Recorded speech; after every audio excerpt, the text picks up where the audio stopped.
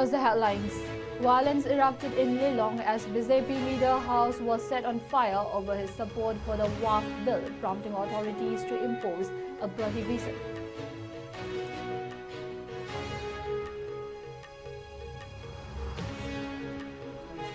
Thanga MLA Tongram Ravindra raises developmental issues with Manipuri governor, addresses tensions over BJP leader's house attack.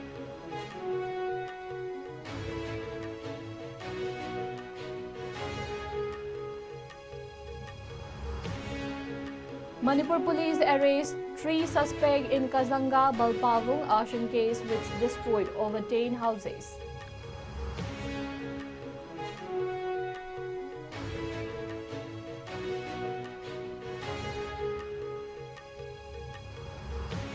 Former Law Minister Ozoi questions governor's challenge on Advocate General's position amid President's rule, files formal complaints.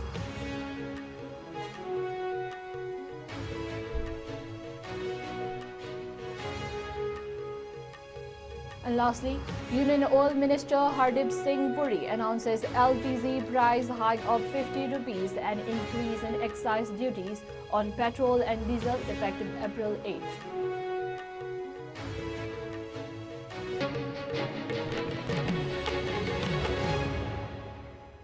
Hello, this is Nishita Iringbom and you're watching ISCOM Prime News for this hour.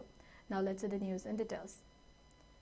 In a shocking turn of events last night, the residence of BJP Minority Morcha President Esker Ali Makak Mayum was set on fire by a large group of individuals in Lilong, Thawal, following the leader's controversial support for the WAF bill. The attack, believed to have been carried out by a Muslim mob, has heightened tensions in the region, already charged with political and religious divisions. Esker Ali Makak Mayum, who recently posted his support for the WAF bill on social media, has been at the center of controversy. His endorsement of the bill, which was sparked considerable opposition among many Muslim groups, led to a wave of anger within the community. Following the post, Ali was reportedly subjected to threats and intimidation, with calls for him to retract his statement. Videos also surfaced on social media showing a BJP member publicly apologizing for the fueling the firestorm. The violence came to a head when a mob armed with lathis and stones stormed into the home of Esker Ali, located in Lilong, Sambrukhong, Mamay. The attackers set the house ablaze, leaving the BJP leader's property severely damaged. Fortunately, no casualties have been reported, but the incident has left the community shaken. Rajya Sabha amadi Lok Sabha da pass taukiba akoigi work for amendment bill adubu tongan ba video share tauraga aigi Facebook post tagi post oina taukiba amadi share oina su taukiba loina na comment oina tongan ba Facebook account singi post khara da comment oina piruba madu ai tasengna lanjare amadi madu matung manau makhata na aigi site tagi taujararoi haiba wafam madu ai leiriba Muslim Islina amadi meti pangal Islina usingi wafam da ai sengdok sari loina na aina work for amendment bill asibusu ai yaningde amadi masi khudak repeal tawgadabani haiba wafam asisu ai social media gi through da ai phongdok sari. Assalamu alaikum.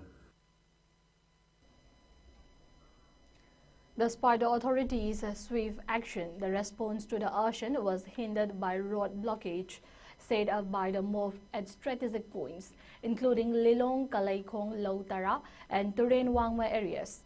The Thawal Fire Station, supported by Mayang Imphal Fire Station, dispatched 3 fire tenders to the scene upon receiving the initial distress call. However, their timely response was severely delayed due to the blockades that were set up by the agitated mob at key entry points leading into the area. Despite the fire service base efforts, the blocked roads severely hampered their response time, leaving the fire to escalate before it could be contained. As the fire service crews struggled to reach the location, additional police forces were mobilized to assist in clearing the block. Officers from Thawal and Yaripok police station were dispatched to disperse the crowd and ensure that the fire trucks could proceed to the site without further obstruction. It took considerable time to control the mob and clear the debris, with tensions rising as the confrontation continued. Fortunately, no injuries or fatalities were reported, but the delay in firefighting efforts led to extensive property damage.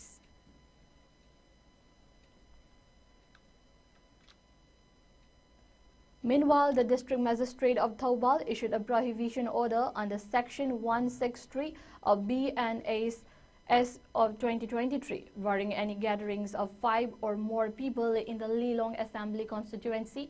The order also prohibits the carrying of deadly weapons or any objects that could be used to cause harm.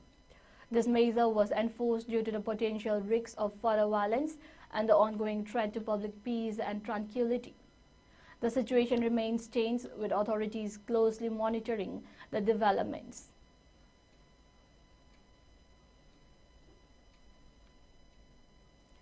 Thanga Assembly constituency MLA Tongbram Ravindra Singh met with Manipur Governor Ajay Kumar Bala at Raj Bhavan today to raise a series of long-pending developmental concerns and discuss the current situation in the state. The meeting, which took place at 11:50 a.m., was a significant opportunity for Ravindra to bring attention to issues that he feels have been overlooked by the previous administration. Speaking to the media after the meeting, Ravindra expressed his gratitude for the governor's time and for granting him the appointment. He noted that the governor had listened attentively to his concerns, particularly regarding unresolved demands that have been affecting the constituency. He emphasized that the governor took careful note of the issues raised during the conversation, though he refrained from commenting on the specifics or timeline of any potential resolution. On the political situation in the state, Ravindra remained cautiously optimistic but chose not to speculate on the return of a popular government. It would not be proper for me to say anything on that, but I believe it may come soon, he remarked, hinting at a sense of hope for a stable political environment in the near future. The MLA also addressed the ongoing tensions surrounding the recent vandalism and arson at the residence of Asker Ali Makakmayum, president of the BJP Minority Morcha in Lilong. He called the incident very sensitive and highlighted the need for careful handling of such matters, acknowledging the unrest caused by the attack, which was widely circulated on social media. He stated that while efforts were made to resolve the issue and prevent similar occurrence, it was unfortunate that they were unable to stop the violence. We must handle such issues with care and in line with the sentiment of the people, he added, reflecting the delicate nature of the situation.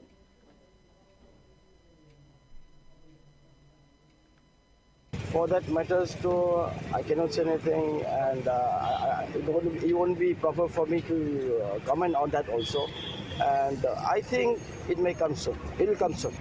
There are some few very sensitive issues that we have to take very cautiously we have to act. So that Asker Ali's house has been vandalized. I heard it, and we saw it through the social media also. But we try to sort out those matters.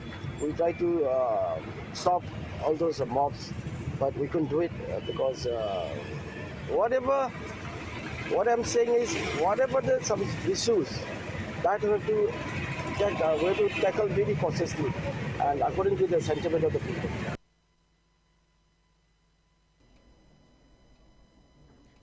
MLA Kaisa Megachandra, who also serves as the president of the Manipur Pradesh Congress Committee, has strongly opposed the recently passed WAF Amendment Act by the Narendra Modi government, expressing his objection through a post on social media platform X. Megachandra described the legislation as unconstitutional and a direct violation of Article 25 of the Indian Constitution, which guarantees the right to freedom of religion as a fundamental right. In his statement, Megachandra argued that the WAF Amendment Act represented an attempt by the government to bring personal laws under state control, undermining the autonomy and rights of minority communities. He emphasized that the act could lead to unlawful appropriation of properties belonging to minorities, which he said was a cause of concern for the community. This is nothing but an unconstitutional legislation that threatens the rights of the minority community in the country. Megachandra remarked. The Congress leader reiterated his commitment to standing alongside the minorities in their opposition to the controversial law. He criticized the legislation as part of the broader divisive agenda of the RSS BJP, accusing them of attempting to undermine the law of the land. Megachandra also reaffirmed that both he and the Congress party would continue to oppose what they perceive as a harmful and divisive move by the ruling government.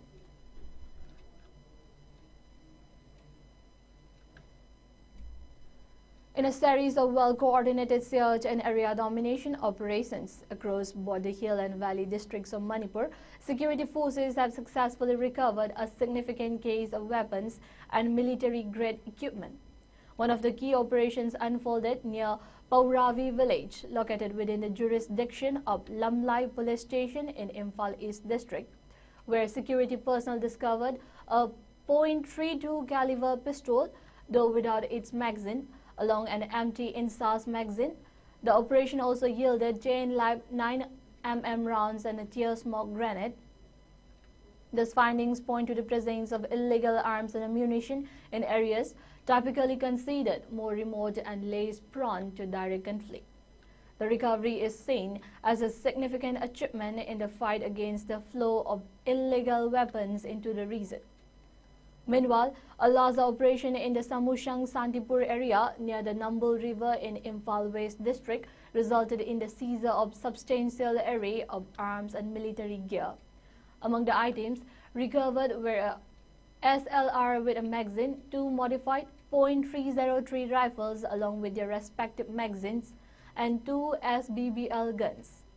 In addition, a country-made .32 pistol with a magazine, a hand grenade, 6 tube launchers, and a range of ammunition, including .303 rifle and AK rifle rounds were recovered. The forces also found tear smoke canisters, stun cells, and tactical gear, including camouflage uniforms, bulletproof jackets, iron and plastic plates, headgear, and a ground set.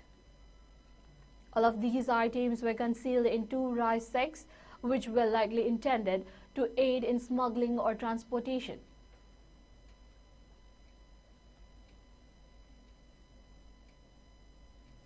In a separate development, the Manipur police arrested a 31-year-old active cadre of the KCP-PWZ identified as Waikhom Labsan Singh. Singh, a resident of Nagamapal, Kangzabi Lerak in Imphal West district, was arrested by the city police station in Imphal West for his involvement in extortion activities. His arrest is seen as part of the larger crackdown on insurgent and militant groups in the region, with the authorities continuing to target individuals involved in illegal extortion and violence. This operation comes amidst growing concerns over insurgent activity in Manipur, fueled by the return of combatants from conflict zones and the ongoing ethnic tensions in the region. The authorities have pledged to continue their efforts to restore peace and curb militant operations, with a particular focus on preventing the spread of illegal arms and dismantling insurgent networks.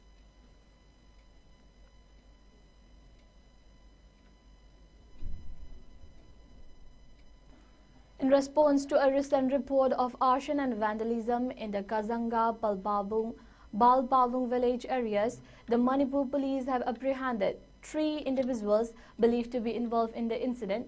The accused were subsequently produced before the court of the Judicial Magistrate First Class in Kangpokpi and have been remanded to 5 days of police custody.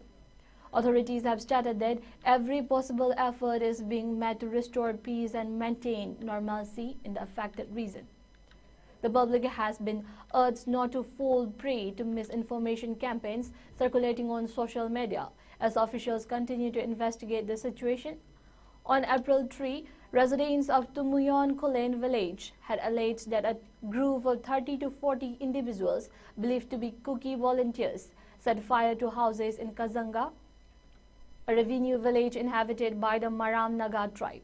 The villagers accused the suspected Kuki volunteers from the nearby Valpavung village of destroying and burning down the homes, with reports indicating that they were armed with knives and firearms during the attack. Sources from Kazanga village reported that more than 10 houses were burned to the ground, resulting in the destruction of property worth over 20 lakh rupees. The authorities are continuing their effort to investigate the incident and ensure justice for the victims.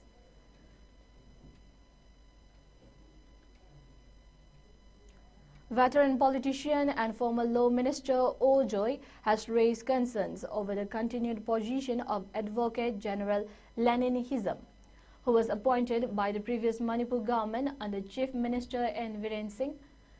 Speaking at his residence in Imphal, Joy cautioned why the governor has not yet removed Lenin Hizam from his post or why the Advocate General has not resigned voluntarily, especially following the imposition of President's rule in the state. Referring to Article 165, Clause 3 of the Indian Constitution, Joy pointed out that the Advocate General's appointment was made by the now resigned Chief Minister, and with the suspension of the government, it is imperative that the Advocate General also vacate his post. With the Chief Minister's resignation and the imposition of President's rule, the governor should have acted to remove the Advocate General from his position, as his appointment was made under the previous government. Joy remarked. In a bid to address the issue formally, O. Joy mentioned that complaints have been filed with the Union Home Minister, Solicitor General of India, and the Chief Justice of the High Court of Manipur through their respective principal secretaries.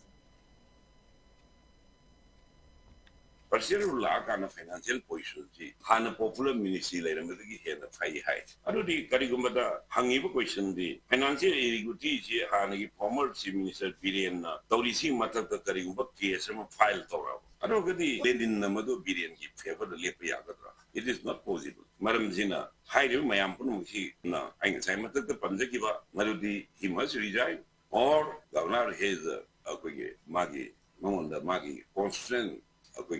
Bound duty to us, Advocate General to resign. In case he has not resigned, it is the duty of the obligation of the governor to cause the removal from the post of the AGP.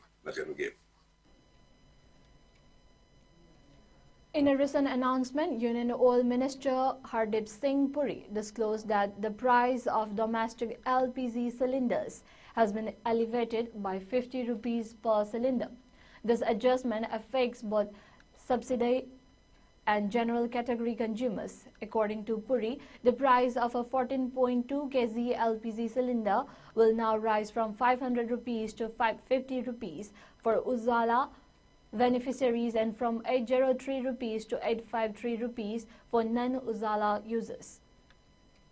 Additionally, the government has decided to enhance excise duties on petrol and diesel effective from April 8, 2025. The excise duty on petrol will increase to 13 rupees per litre and on diesel to 10 rupees per litre. This change, as per official sources, will be absorbed by all marketing companies without passing the burden on to consumers. Earlier last week, commercial LPG cylinder prices experienced a reduction by 41 rupees, impacting businesses such as restaurants and hotels relying on these cylinders for daily operations.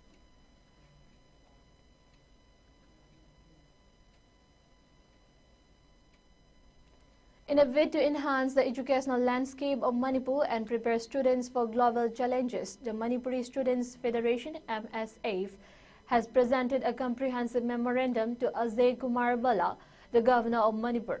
The document outlines a series of proposals aimed at addressing significant concerns within the state's educational framework, particularly regarding outdated textbook and syllabus. Acknowledging the Manipur government's effort to uplift the state's educational status, MSF also expressed concern about the current state of textbooks and teaching materials used in schools affiliated with the Board of Secondary Education Manipur and the Council of Higher Secondary Education Manipur. This concern were raised during a recent one-day discourse organized by MSF at Imphal College on April 4. The event, attended by key educational officials including Ngangom Bogendra Maite, Director of Education, Khundrakbam Asni Kumar, Secretary of COSEM, and Akham Joy Kumar, Chairman of BOSEM, sought to address the pressing need for an education system that not only fosters academic excellence but also preserves regional heritage. The discourse concluded with the adoption of several key resolutions aimed at making the state's educational curriculum more relevant and competitive on a global scale. Among the resolutions passed, one of the most prominent was the introduction of a curriculum tailored specifically to Manipur's socio-cultural context. The MSF has called for the immediate formulation and introduction of new curriculum materials to be reviewed regularly at each class level. These, they hope, will make the education system more inclusive and reflective of state's rich cultural heritage. Another resolution included the need for guidelines to alleviate the physical and mental strain caused by heavy school works on students, a common issue in many educational institutions. Additionally, MSF has urged the government to ensure that these reforms are implemented across all CVSE schools in the state. Perhaps one of the most significant recommendations made was to allow students the option to learn in their mother tongue, Manipuri, up to class 5 and preferably up to class 8, in line with the National Education Policy, NEP. The MSF has also called for the formation of an expert committee to evaluate the current textbooks used in Manipur's schools. This committee, comprising subject experts from the SCERT, would be tasked with ensuring that the textbooks not only reflect global standards but also resonate with the state's cultural, political, and social history. The memorandum presented by the MSF General Secretary Sundar Kuman during a press briefing at your office in Imphal reflects the collective voice of more than 350 teachers, students, and educators who participated in the discourse. He emphasized that in order to remain globally competitive, the education system in Manipur must evolve to meet both national and international standards while nurturing the region's distinct identity. Prescribe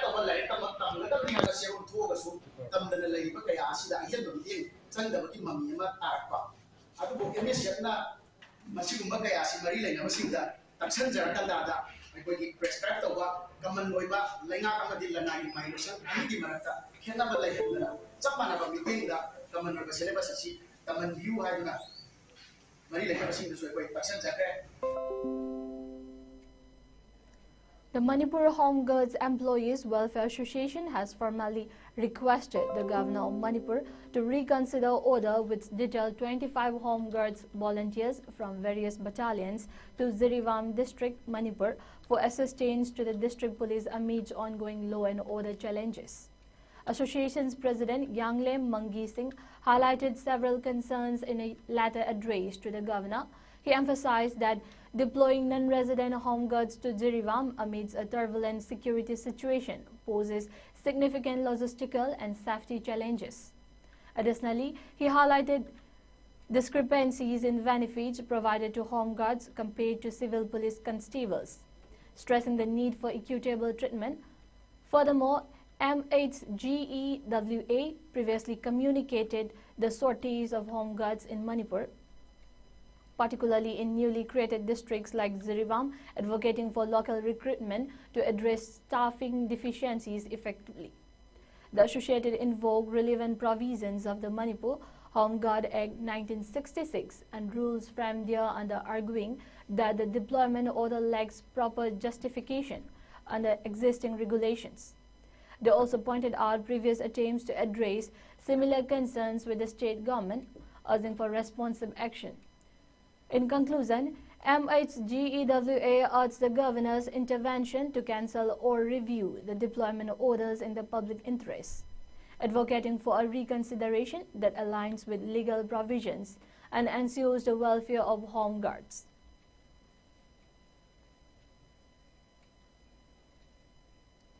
Today, 2-in-1 Omega Public School and Kindergarten located at Modvung Phoipi in Manipur's Kangpokpi district marked a significant milestone with the inauguration of its own turf ground.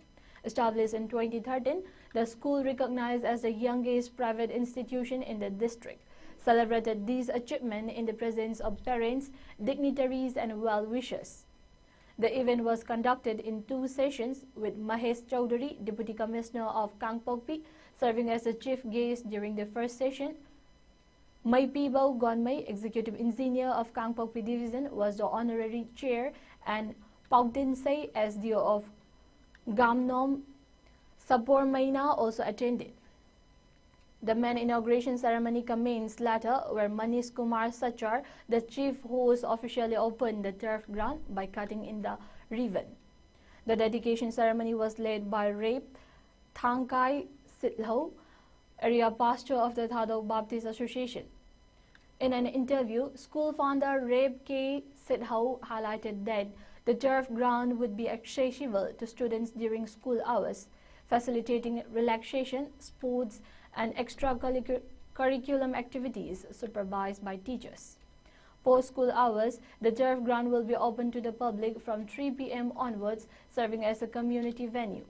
The program concluded with a grand feast where attendees gathered to celebrate this momentous occasion.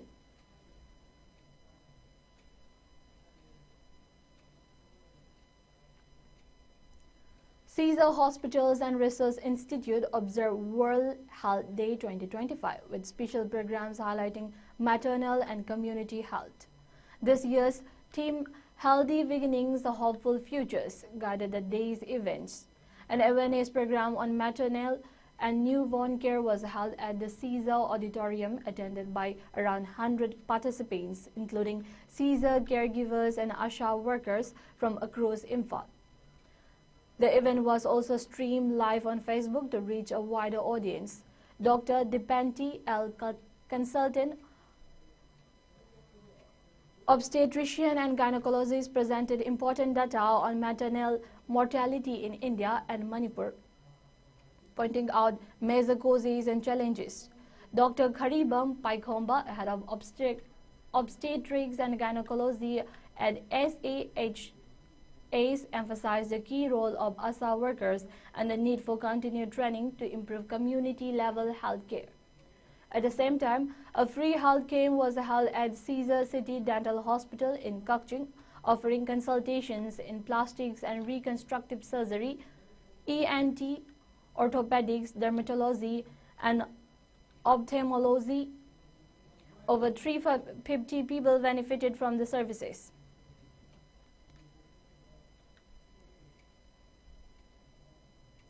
In a joint press release issued today, the first state-level NA side Open Village-wide Social Awareness Football Trophy 2025 was announced by Kanglei Yelho Chaingak in collaboration with Yaurabung Youth Club. Scheduled to commence on April 28 at the Yaurabung High School ground in Imphal East, Manipur. The tournament aims to promote community spirit, sportsmanship, and social awareness among youths. According to the organizers, this inaugural football event will provide a platform for showcasing talent and teamwork while advocating for social causes. It is designed to engage youth in constructive activities and fosters unity through sports.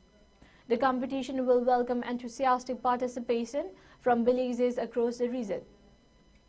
Key highlights of the tournament include a prize pool featuring a winner prize of 70,000 rupees along with a trophy, a runner-up prize of 40,000 rupees with a trophy, and additional awards for best goalkeeper, best disciplined team, player of the tournament, and a special prize for the village with 3 consecutive wins amounting to 30,000 rupees.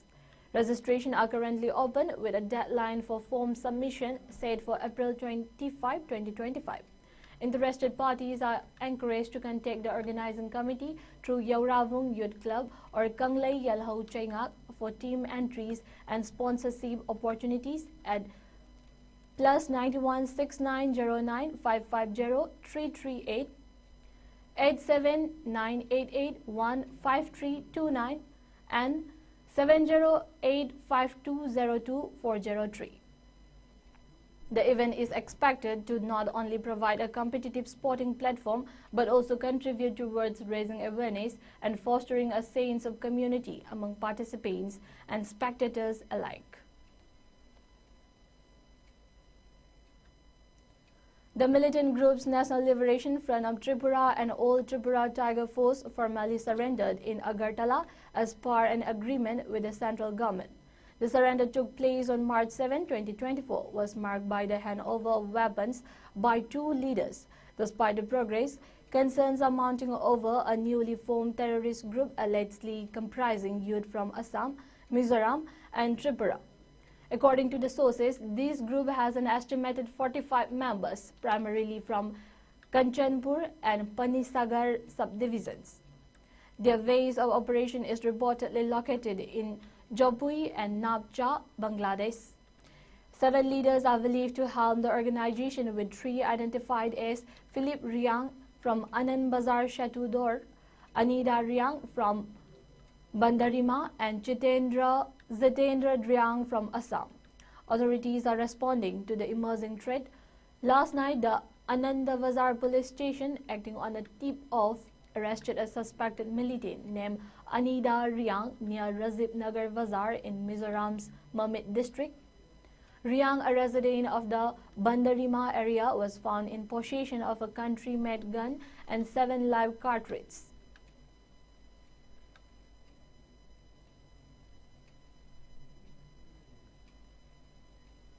Once again, the headlines.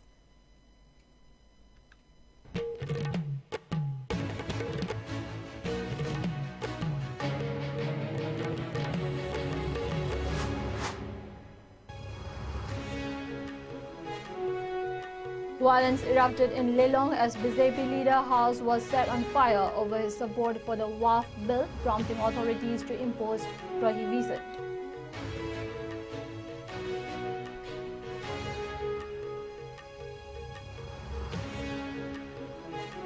Thanga MLA Tongbram Ravindro raises developmental issues with Manipur governor, addresses tensions over BJP leader's house attack.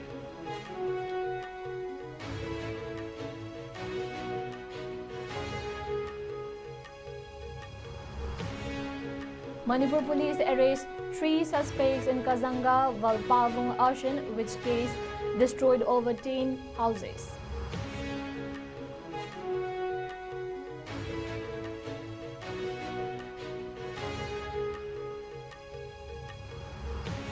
Former Law Minister Ozoi questions governors, challenges on Advocate General's position amid President's rule, files formal complaint.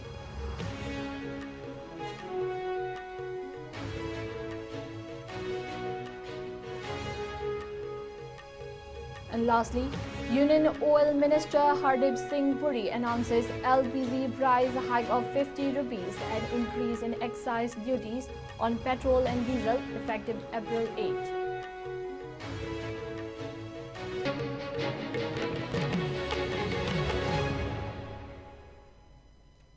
Thank you for watching ISCOM News. Keep watching ISCOM News for more news and updates. Stay safe and have a nice day.